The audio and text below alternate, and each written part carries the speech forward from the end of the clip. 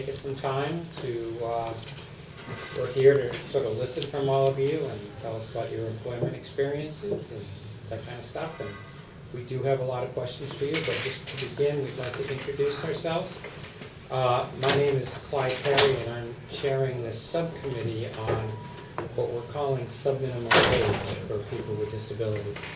We're from the National Council on Disability, which is a 15-member council of folks from across the country who were appointed by President Obama and confirmed by the Senate. And we're trying to talk to lots of people from lots of states across the country to learn about employment issues for folks with disabilities. I also run the Independent Living Center in New Hampshire when I'm not doing this.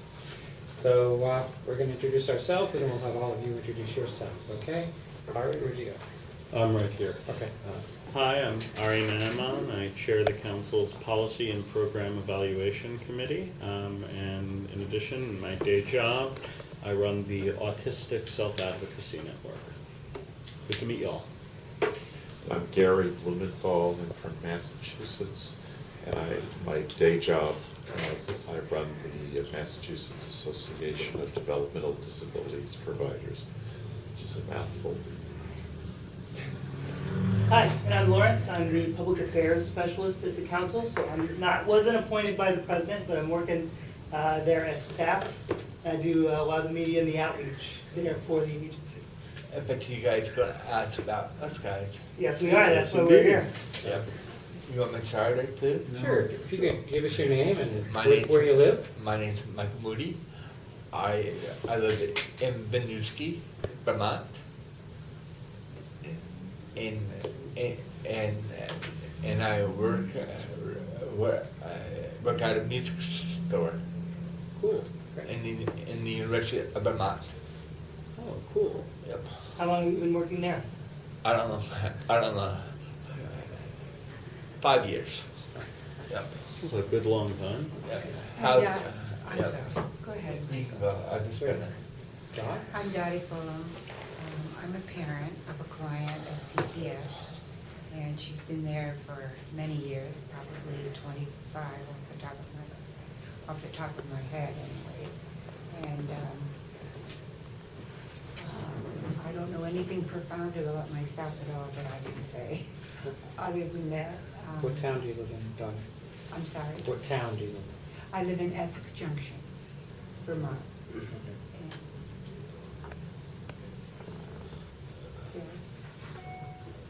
Sure. Oh, well, I live in Shelburne. One notification. Okay, great. Phil is your name? Uh-huh. Great, thank you for coming. Okay, so Phil, where do you work? Who, me? Yeah. Sweet Clover. What's that? What type of job is that? It's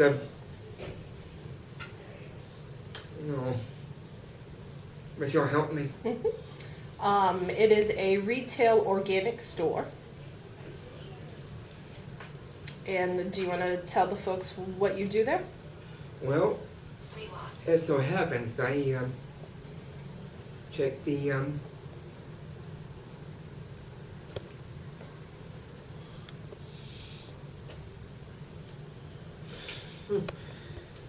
it so happens I check the expirations to see if they're good. So Bill is part of their QC department, quality control department. Got it. That's important. Especially in an organic store. Very much so, yeah. Organic. People want fresh. Well, that's organic. Yeah. Well, that's organic, yeah. So Bill had a very exciting day yesterday. Do you want to tell him what happened yesterday? Oh, at the Special Free Library, they had a talk about autism. Yes, you're right, you're right. It was Monday, that you met with your boss, right? Mm-hmm. Do you want to tell them, or would you like me to? The conversation was yesterday, and I don't know what beans right now. Yeah, we talked about, what did we talk about in the car when I picked you up that you were so excited to tell me about? Oh, yeah. I got a 25-cent raise. Congratulations. Fantastic.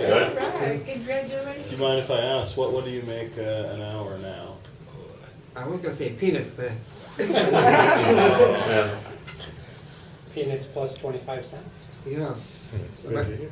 I don't, it's in the 20, it is in the 20 range. Oh, wow. Can I tell them what you make? Uh-huh. He makes $9.25 an hour. That's Good. respectable, that's Very definitely good. respectable. Very good. So do you mind if I, so just to provide a little bit of background, the purpose of the National Council on Disability is to advise Congress and the President on issues of disability policy.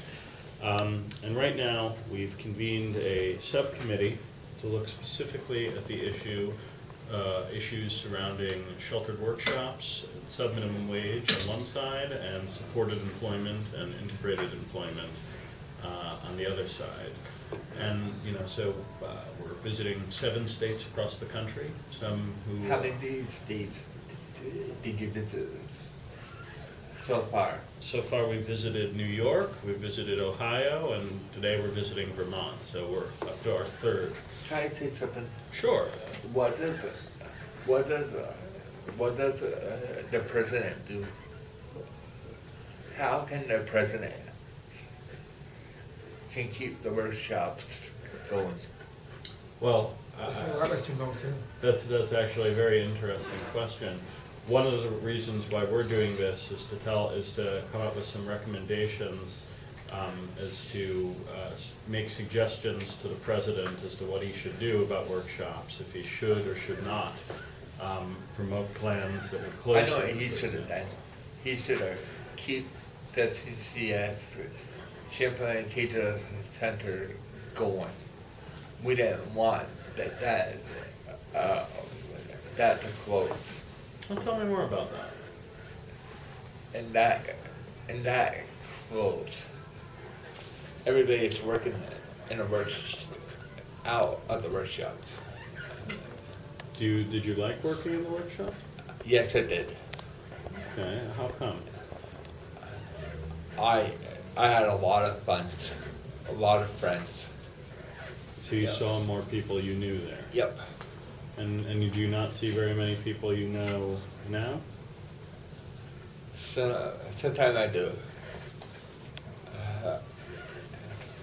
Brian, can I mention about the ABSI meeting, what's coming up? Sure. And we're gonna get together on May 9th for ABSI. You know what ABSI stands for? The Association for the Promotion of Supported Yep. Employment. I'm gonna be one of the speakers. Oh, excellent. Yep. Excuse me. That was Champlain Industries before it closed. It used to be Champlain Industries. And what's your feeling? Is it Bill or Phil? My name isn't Phil. Oh, it's Bill. Mm-hmm. Okay. Sorry. What's your feeling, Bill, about the workshop? Do you feel the workshop should have closed, or would you prefer that it stayed open, or? I prefer the community. Okay. Tell me why you prefer the community to the workshop. The community has a broader appeal to other people than just being sheltered all the time. Tell me more about that. Tell me what you can do in the community that you couldn't do in the sheltered workshop. Well, for starters, we used to have jobs for digital and raw signal. And, but that's not too holiday, is it? We were a little sheltered by the atmosphere. It had its place in the sun. So, tell me, now that you've left the sheltered workshop, where do you usually see people? I mean, Michael, you mentioned the issue of, seeing people and connecting with friends. We used to see people, people at their programs. Mm-hmm. Yep. Do you see people at, are you involved with the self-advocacy group at all, or anything like that? No, I ain't. I am. Oh, you are? Well, that's interesting. We see, Yep. with us being in the, with us being in the with us being in the advocacy with us being downstairs in the advocacy part, it's like having a field trip. And let me ask you a question, Michael. Why aren't you involved in a self-advocacy group? Do you want to be and can't, or do you not want to be? I didn't wanna. How come? Because I can't get them hours. You Working hours. You can't get hours working while you're at the self-advocacy Yep. group? Yep, that's why. Do you do anything other than work? I help out my sister. Oh, okay. So the self-advocacy meeting is on Mondays Yep. at noon time. And what do you do on Mondays? Afterward, You're at work. I go back home. Yeah. But during the self-advocacy meeting, you're working? No, I ain't. You're not working at that time? No. I'm also vice president of it. Green Mountain Self-Advocates? Mm-hmm. I see. I hope Obama can get some of these messages straight out to the people down in Washington about these things. So Mike, when you worked in the sheltered workshop? Yep. And now you work at FYE? Yes. Which one would you rather be at? I like to be in the workshop. You would like to be in the workshop? Yes. Well, That's Yeah. interesting. That is Legitimate opinion, interesting. by all Me. means. Well, excuse me, but I feel the same way. If I can't. We have a legitimate Yep. difference of opinion. Mhm. Yep. Do you like working at FYE? Yes, I do. But you like working at the workshop more? No, I like to work at the music store. Most. Oh, okay, so I thought you Yeah. said you preferred being in the workshop. No. I go up there for programs. Oh, so you like, okay, I think No, I understand. I like to go out. I like to go out with different people. So you like going to the workshop, to the place, but you don't like working at the workshop? Yep. Okay, what else happens at the, are you talking about the building where the workshop used to be? I heard that they're gonna be changing that place around, Yeah, they're doing Renovating. some and renovations. they're gonna be doing Yeah. renovations. Yeah. Yeah. Okay. I didn't like it. Okay, so it's you liked working, you like that you now work at the music store, but Yes. you don't like that they're renovating the workshop building? No. Because you still, you do programs there and things like that. I have drinking keep the downstairs. People going with their children. Yeah. So how our building is set up is Mike's service coordinator is upstairs. Downstairs is the way to work area, and then we have a daycare also that rents space. So everything that we do is community-based, but individuals do come back to the building to either meet with myself in the way to work area, with the job developers, or with their service coordinators. But all the programming is done out in the community. And you like going back to the building because you get to see more people you know there. Is that correct? I do it way in the morning, Wednesday mornings. Wednesday morning. Okay, I see. Yep. And I think part of it, excuse me, Michael, is the Yep. charisma of coming back every day there when the workshop was there and having that community spirit of, oh, here's my friends.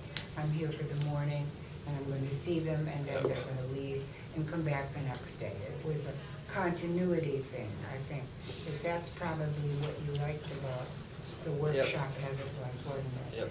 Yep. They felt like it was a place, their place, a place to go. So it's a kind of social relationship. Exactly, exactly. We haven't heard very much from you. Can you tell us a little bit about your perspective and what Well, brings you to I could speak from my daughter's perspective, and wonderful things have happened with the change from sheltered workshop to community inclusion.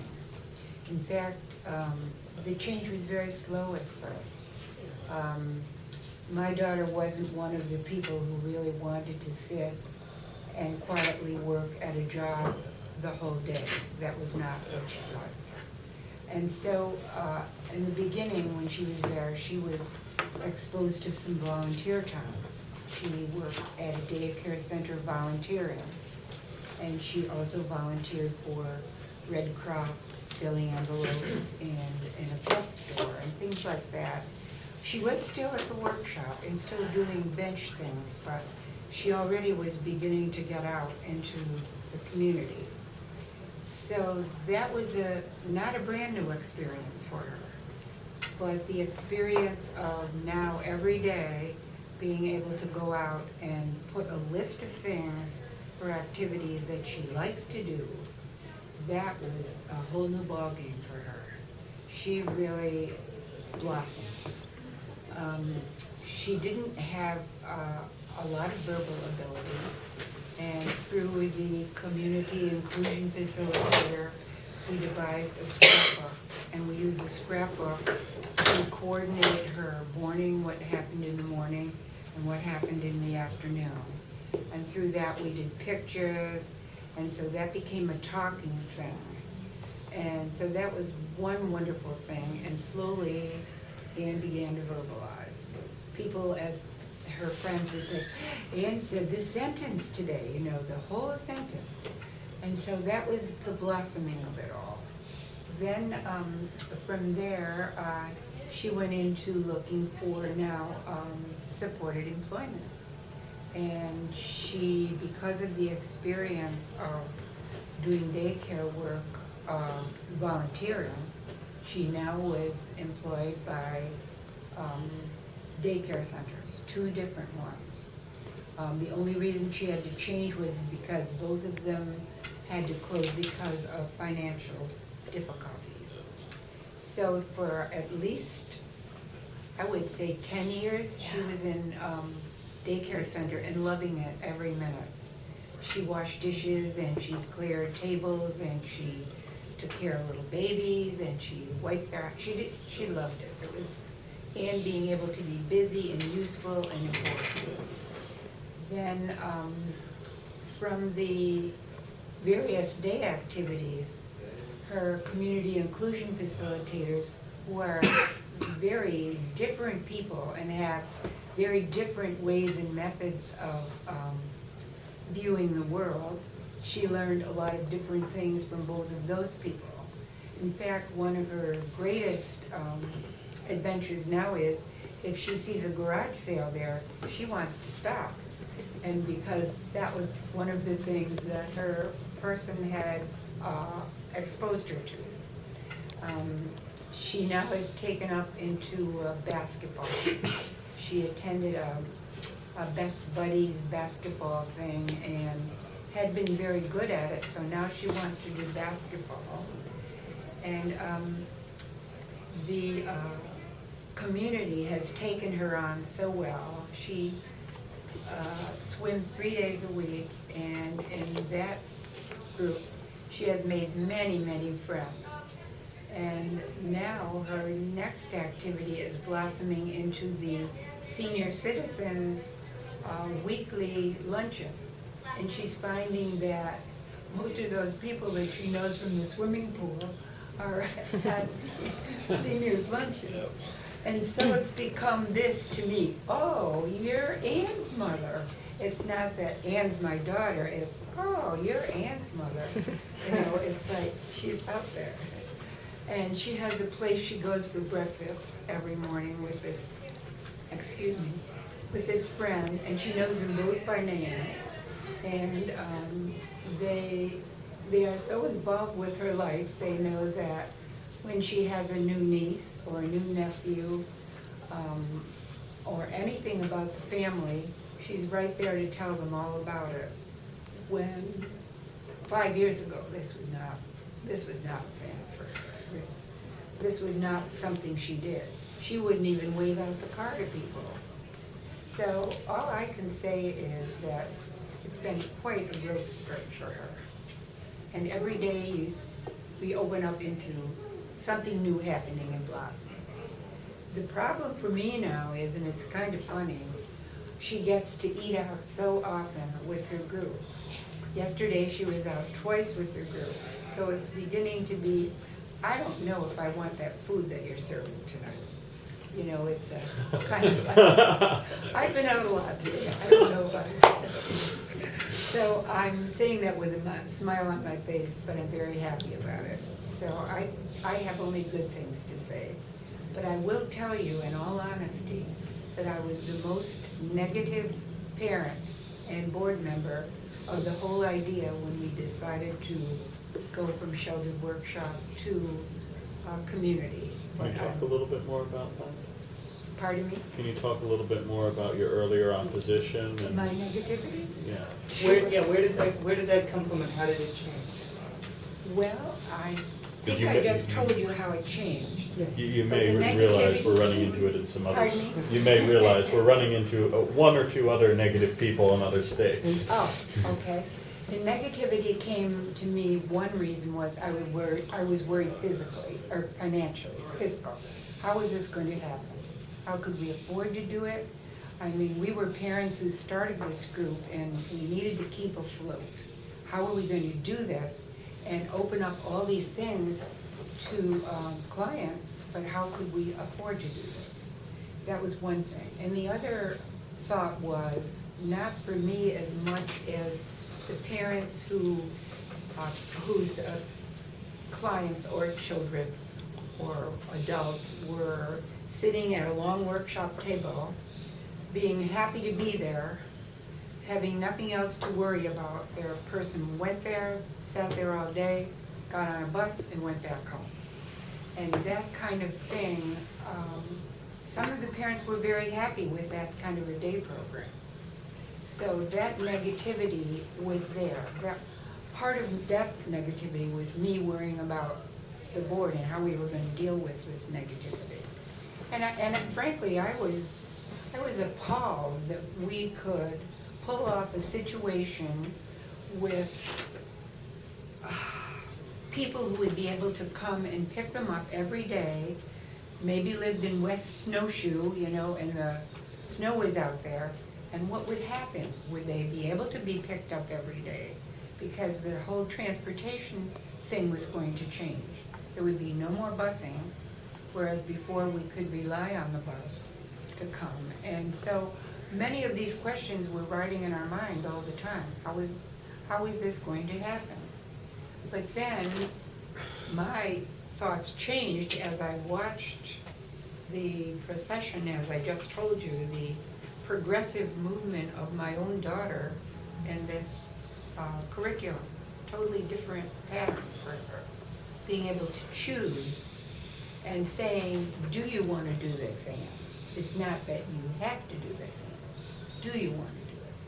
And I think that makes a big difference, a real big difference. So, does that explain it, Philip? It definitely gives us a lot of really useful information. Did you talk, I'll defer to Clyde and Lawrence before I say anything else. I guess, do you recall sort of what I would call the pivot point, when suddenly you started to breathe easy that this was going to work? Was there one thing that suddenly, oh, it's going to be okay? I think the continuity of the same caregiver, the continuity of having a specific pattern every single day, and the change in the person's behavior. That was a real ticket, the change in her behavior. She knew every day what she had to do. There was no different person coming every day with a different idea who didn't know anything about what she'd done the previous day. And that was the big thing. So I would say probably took 6 months for it to fall in place, you know, because our people are people of pattern and habit. And so she comes in every night from swimming, and every night she knows that she's gonna get her this or that ready for the next day, and that's all organized, and her life has a pattern. And, but it's ever changing. It's not always the same. Okay, Does yeah. that help you? Yeah, we talked about some fiscal. I would say 6 months. The fiscal concerns, was that from the Because perspective? by that time, we had found a job for her too. Okay, so when you said you had 2 areas of concern, one was the fiscal.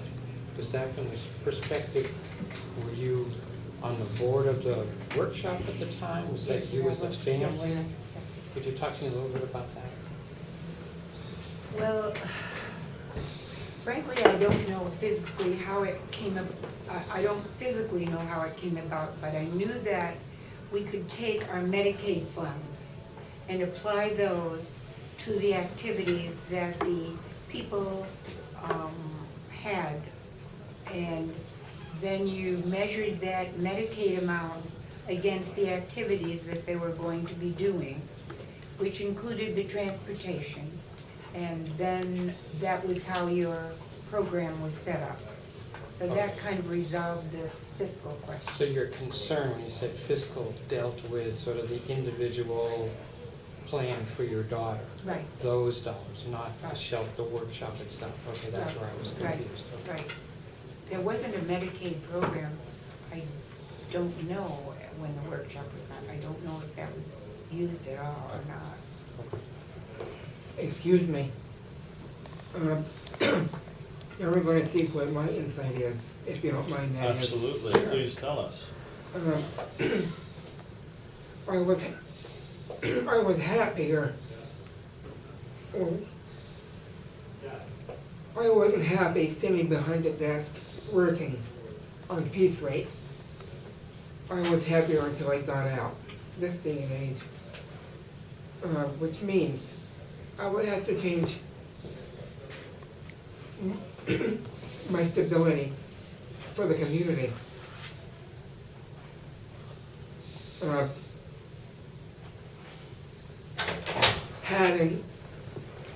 Having Champaign Community Services is doing very well for me. And frankly, I couldn't be happier. Working this week Clover,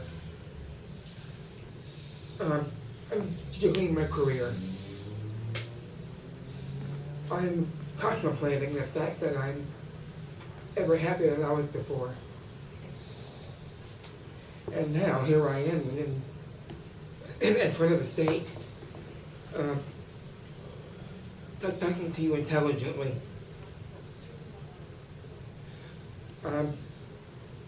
With very insight. I could be sitting behind a table working my head off with piece rate, but I'm a little advanced when it comes to social ability. Can you tell us a little bit about some of the things that made you happier moving to the community? I'm working at a store that needs me, and I need them.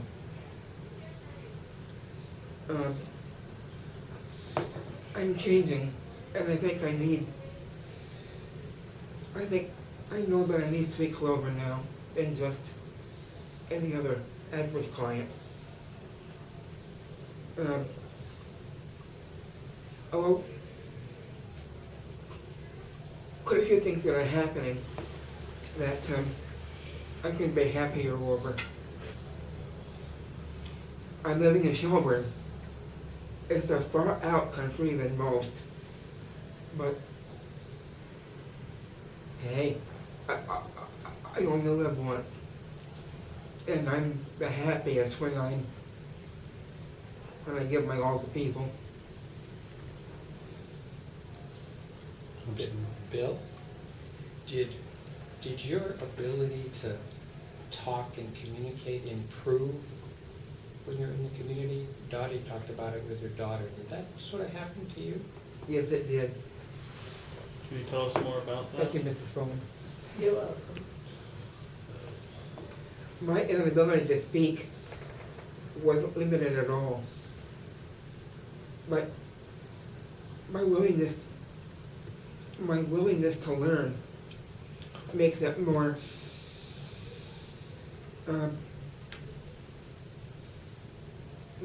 delightful than just. And I remember quite a bit of happened 40 years ago. You see, my mother, Teresa, pushed for education. Maybe I don't thank her enough. It's just, I keep forgetting what a good mother she is. I know you all have father or mothers who loved you and loved you. It's my turn to give something back to the world. My ability. Thank you all for letting me shine. Thank you very much. Thank you. Mhm. I can.